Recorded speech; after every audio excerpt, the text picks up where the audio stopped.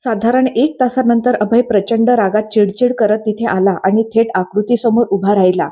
आकृतीने अभयकडे पाहिलं आणि लगेच आपल्या खुर्चीतून उभी राहिली, कारण अभयचा राग त्याच्या चेहऱ्यावर स्पष्ट दिसत होता.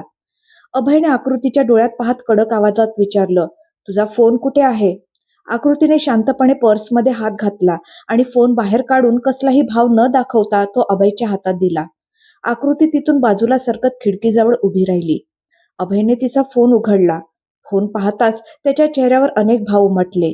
तो स्वतःशीच पुटपुटला, "हे सगळं काय आहे? हिने कधी फोन पाहिलाच नाही की काय?" मग अभयने फोनची कॉल लिस्ट पाहिली. Siya 8 miss call, Reena 276 miss call, Bharatbhai 187 miss call. आणखी बरेच मिस कॉल होते, पण त्यातला एकही कॉल उचललेला नव्हता. अभयचा सगळा राग क्षणातच विरून गेला.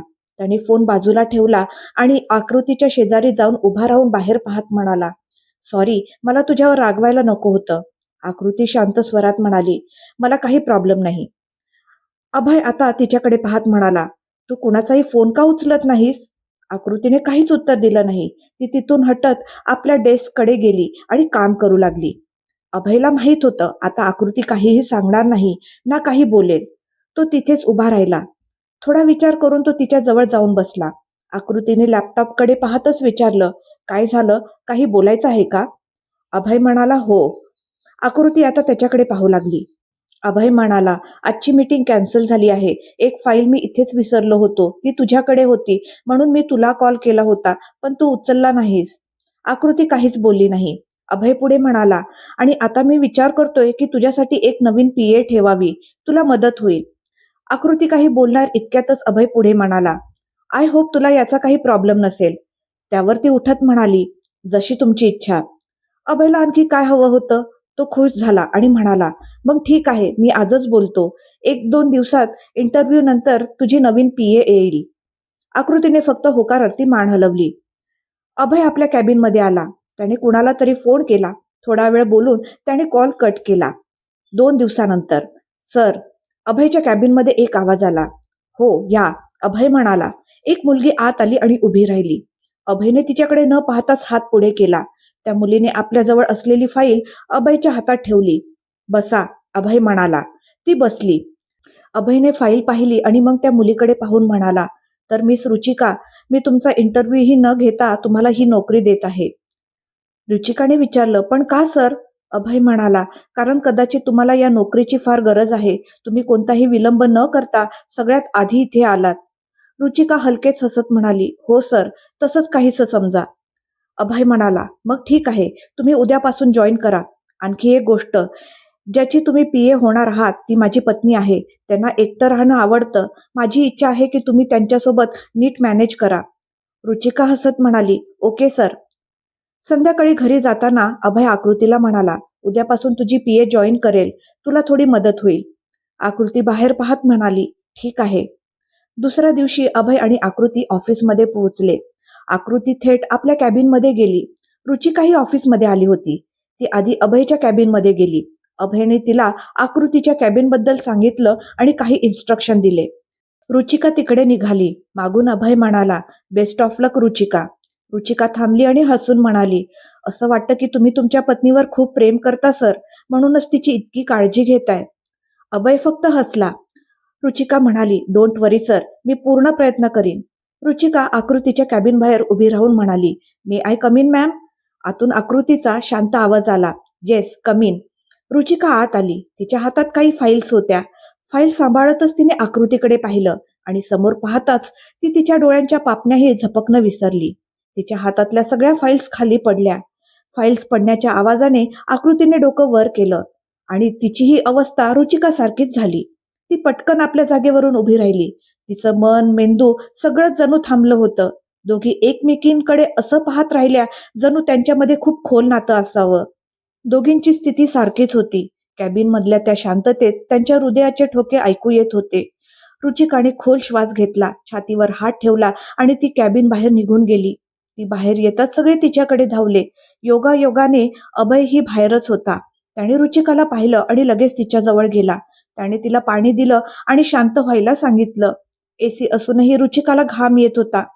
अभय काही विचारणार इतक्यातच रुचिका कष्टाने म्हणाली, आकू. तिने आकृतीच्या कॅबिनकडे इशारा केला. अभय तिकडे धावत गेला. तो कॅबिनमध्ये आला आणि पाहतो तर आकृतीची अवस्थाही तशीच होती. ती थरथरत होती, जसं एखादं लहान मूल काही भयंकर पाहून घाबरतं. अभय तिच्या जवळ गेला आणि घाबरून म्हणाला, काय झालंय तुला? आकृती काहीच बोलली नाही. अभय पटकन पाणी घेऊन आला आणि तिच्याकडे दिलं. आकृतीने हाताने तो ग्लास दूर फेकून दिला. ग्लास खाली पडला आणि आकृती बेशुद्ध होऊ लागली. अभयने तिला सावरण्याचा प्रयत्न केला, पण आकृती पूर्णपणे बेशुद्ध झाली होती. अभयने तिला उचललं आणि हॉस्पिटलमध्ये घेऊन गेला. हॉस्पिटलमध्ये पोहोचताच तो तिला कुशीत घेऊनच डॉक्टरांच्या कॅबिनमध्ये गेला. तिथे त्याचा मित्र डॉक्टर वेद उभा होता. अभय घाबरलेल्या आवाजात म्हणाला, वेद, प्लीज लवकर बघ, आकृतीला काय झालंय? वेदने पटकन आकृतीची तपासणी केली आणि तिला तत्काळ वॉर्डमध्ये शिफ्ट केलं. नंतर वेद आपल्या कॅबिनमध्ये येताच अभयने घाबरून विचारलं, वेद, तिला काय झालंय? वेद म्हणाला, ती डिप्रेशनमध्ये आहे. अभय थोडा विचारात पडून म्हणाला, पण आज असं अचानक का झालं?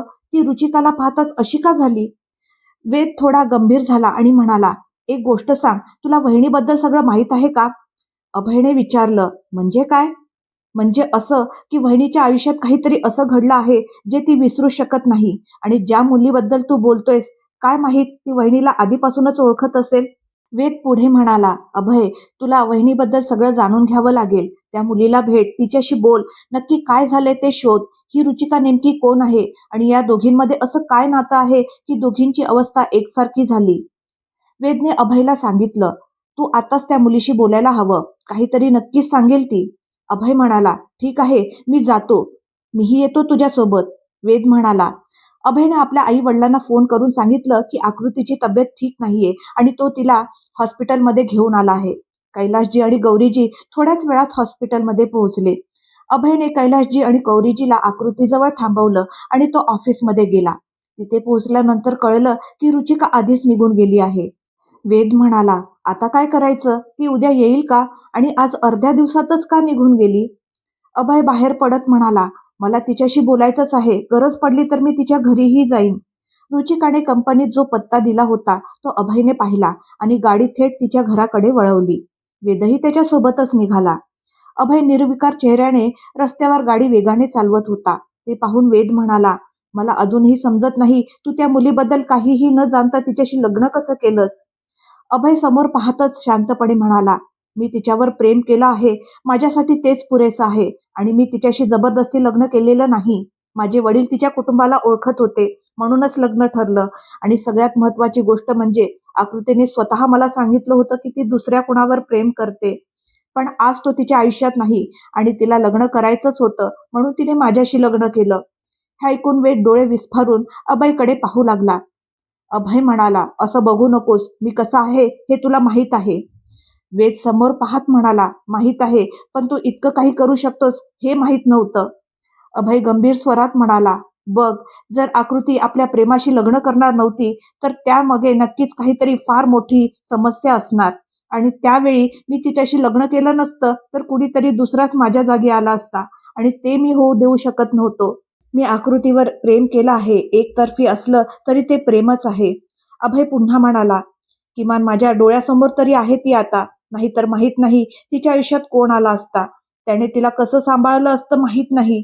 मी तिच्या शरीरावर नाही, तिच्या मनावर प्रेम करतो आणि हे प्रेम कायमच राहील.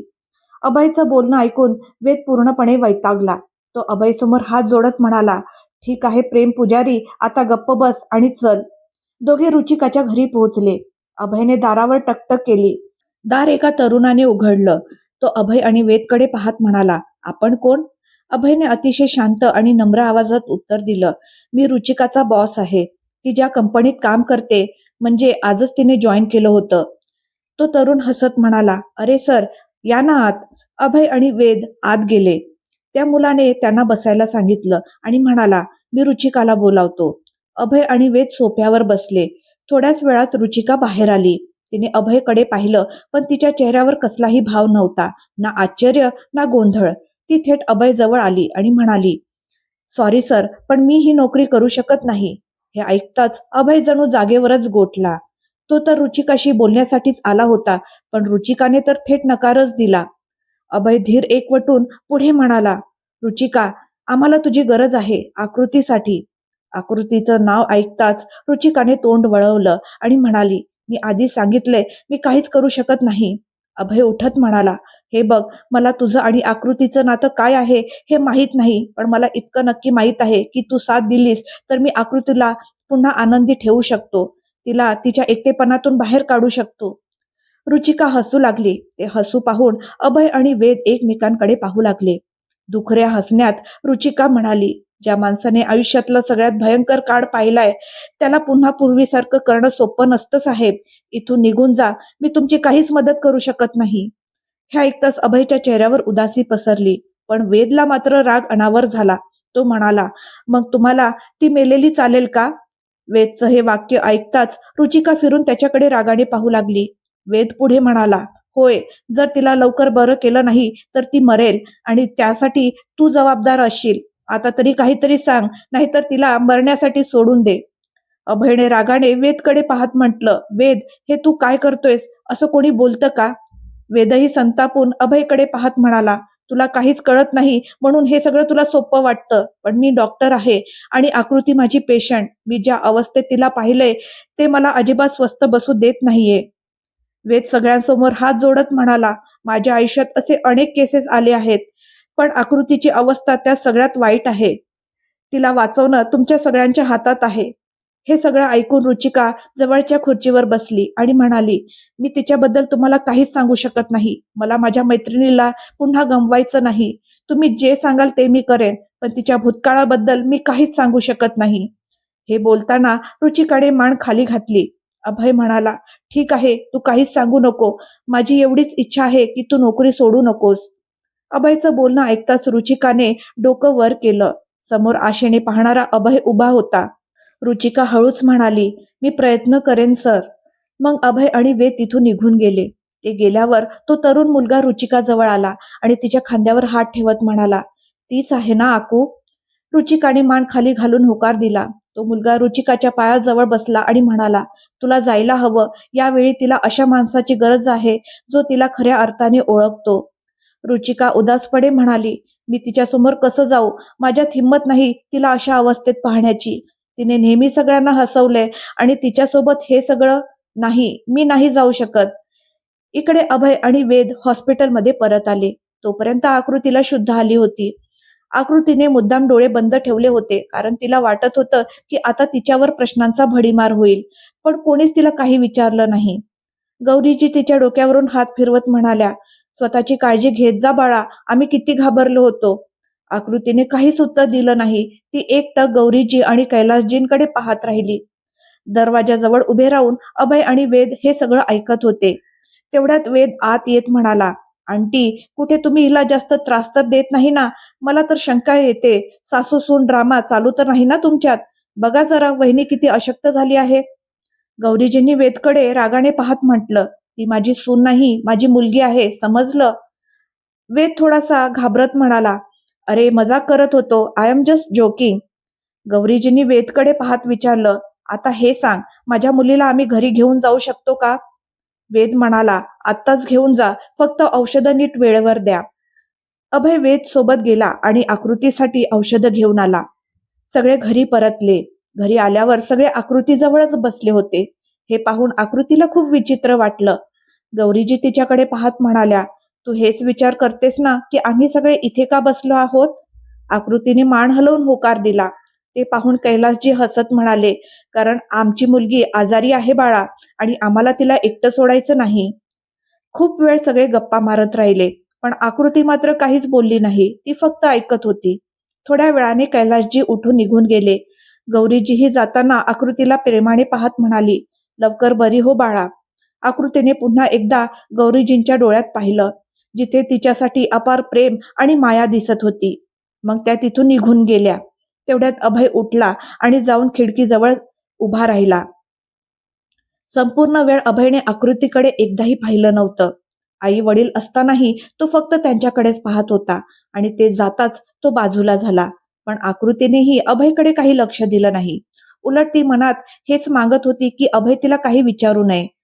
अभय खिडकीजवळ उभा राहून रात्रीच्या अंधाराकडे पाहत होता. आज पहिल्यांदाच त्याच्या डोळ्यात आकृतीसाठी राग होता, पण त्याचबरोबर खूप प्रेमही होतं. आता तो फक्त आकृतीला सावरण्याचाच नाही, तर तिच्या भूतकाळाची पानंही उलगडून पाहणार होता.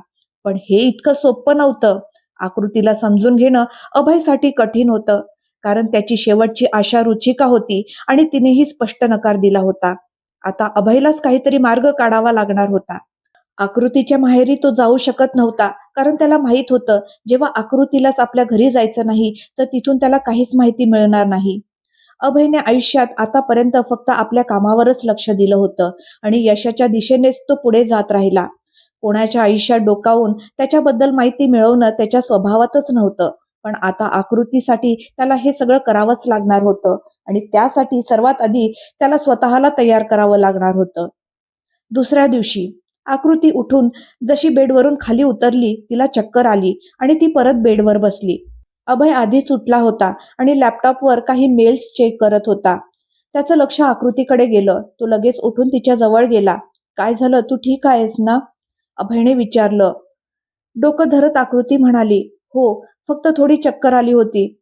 अभय वळत म्हणाला, "थांब, मी आईला बोलावतो." तेवढ्यात आकृतीने त्याचा हात पकडला आणि म्हणाली, "नाही, राहू द्या, मी ठीक आहे." अभयने आकृतीला रोखून पाहिलं आणि काही वेळ तसाच तिच्याकडे पाहत राहिला.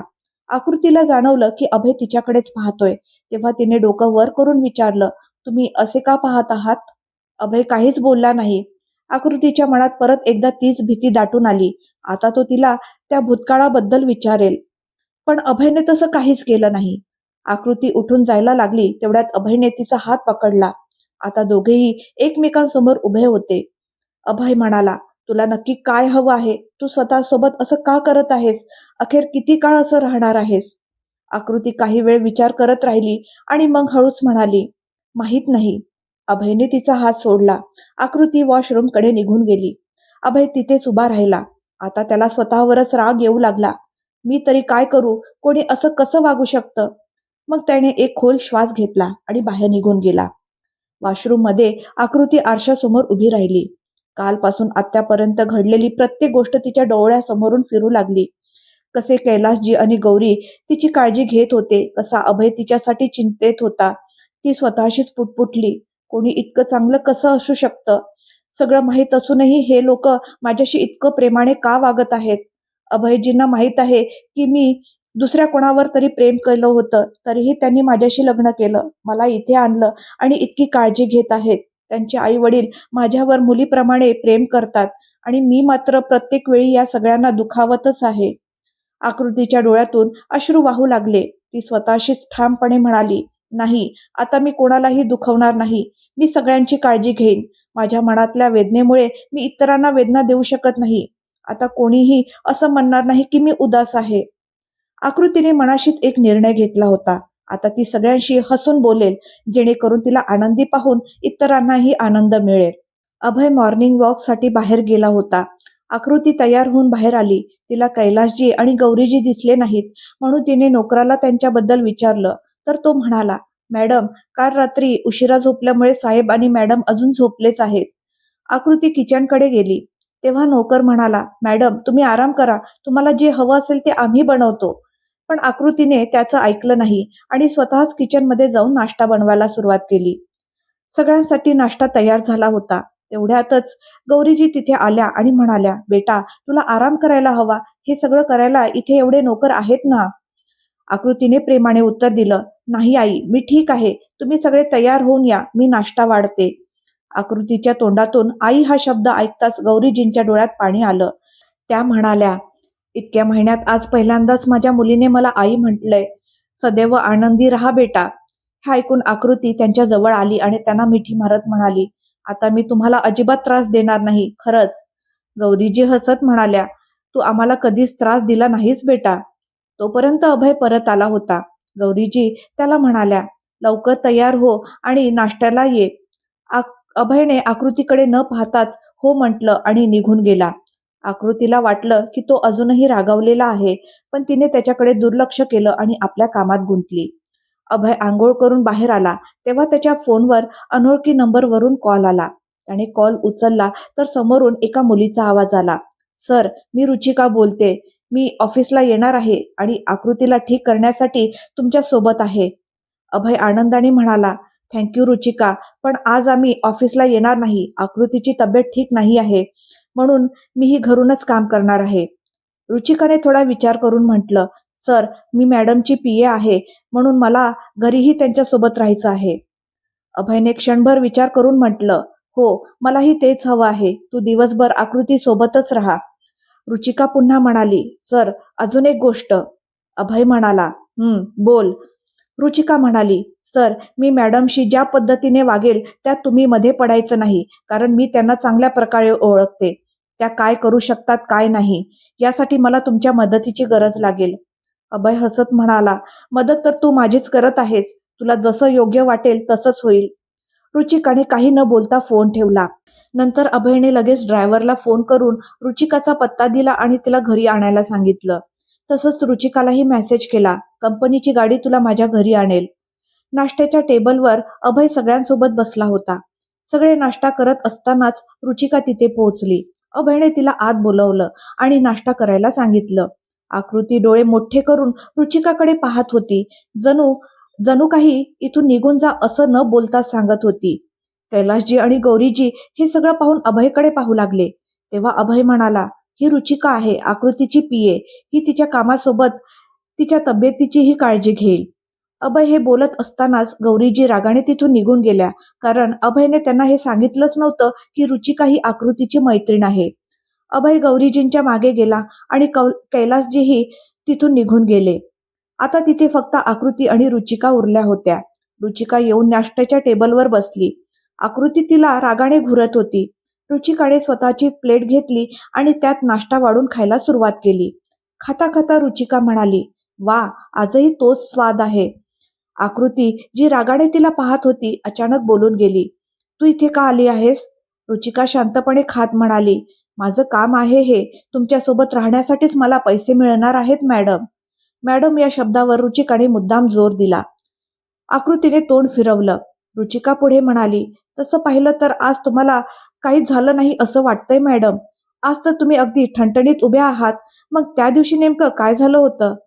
आकृतीने काहीच उत्तर दिलं नाही. ती सरळ आपल्या खोलीत निघून गेली. तिला जाताना पाहून रुचिका हलकसं हसली. इकडे अभयने कैलासजी आणि गौरीजींना रुचिकाला इथे का आणलं आहे हे सगळं समजावून सांगितलं. ते ऐकून कैलासजी आणि गौरीजी खुश झाले आणि बाहेर येऊन रुचिकाशी बोलू लागले. आता कुठे आकृतीने स्वतःला सावरून सगळ्याशी नीट वागायचं ठरवलं होतं, पण आता तिच्या आयुष्यात रुचिका नावाचं एक नवीन संकट आलं होतं. पाहूया ही नवीन अडचण आकृतीच्या आयुष्यात आणखी काय काय घडवतं ते. रुचिकाशी वाद घालून आकृती स्वतःच्या खोलीत आली आणि स्वतःशीच म्हणाली, जेव्हा जेव्हा काहीतरी योग्य करायचं ठरवते तेव्हा हा भूतकाळ माझा पाठलाग करतोच का? या रुचिकाचं इथे येणं खरंच गरजेचं होतं का? तिला दुसरीकडे नोकरी मिळू शकली नसती का? आकृतीने स्वतःला शांत करत म्हटलं, आता मी या खोलीबाहेर मुळीच जाणार नाही. आकृती असं विचार करत असतानाच दरवाजावर टकटक झाली. दरवाजा उघडाच होता. रुचिका आत आली. आकृती तिला डोळ्यात रिकामेपणा घेऊन घुरत होती, पण रुचिकाला त्याचा काहीच फरक पडला नाही. ती सरळ आकृतीच्या बेडवर आडवी झाली आणि म्हणाली, हा बेड थोडा जास्तच मोठा नाही का वाटत?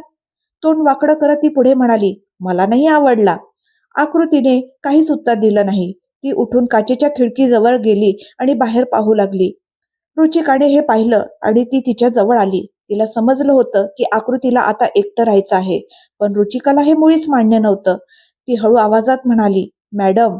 आकृतीने काहीच उत्तर दिलं नाही. रुचिका पुढे म्हणाली, सरांनी तुम्हाला मीटिंग रूम मध्ये यायला सांगितलंय. आज आपल्याला तिथेच बसून काम करायचं आहे. एवढं बोलून रुचिका शांतपणे तिथून निघून गेली. रुचिकाच्या येण्याने आकृतीच्या आयुष्यात काय बदल घडणार?